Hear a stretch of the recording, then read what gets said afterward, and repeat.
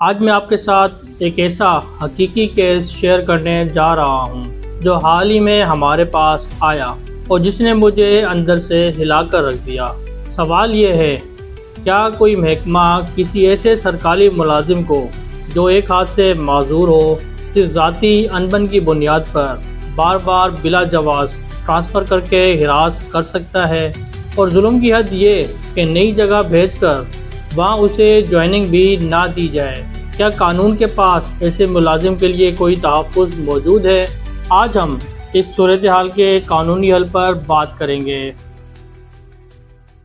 السلام علیکم، میں ہوں ایڈوکیٹ عزیز۔ چند دن پہلے ہمارے پاس ایک سرکاری ملازم آئے جو ایک ہاتھ سے معذور تھے۔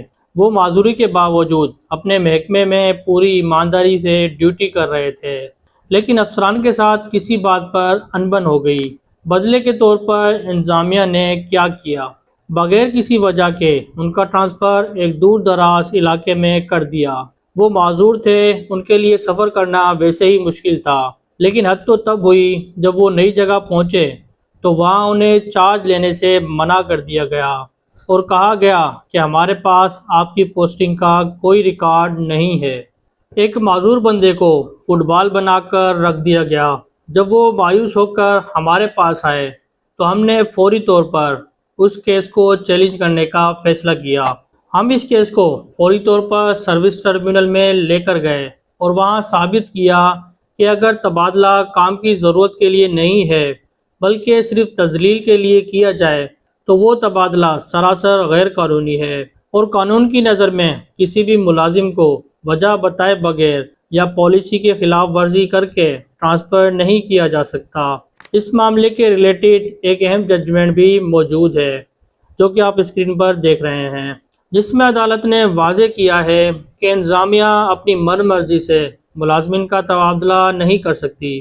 اسی قانونی بنیاد پر سروس ٹربیونل غیر قانونی ٹرانسفر پر فوری اسٹے آرڈر جاری کرتا ہے۔ یہاں میں محکموں کے اعلیٰ افسران، ایچ ڈی اوز اور ہیڈ سے بھی ایک درخواست کرنا چاہتا ہوں۔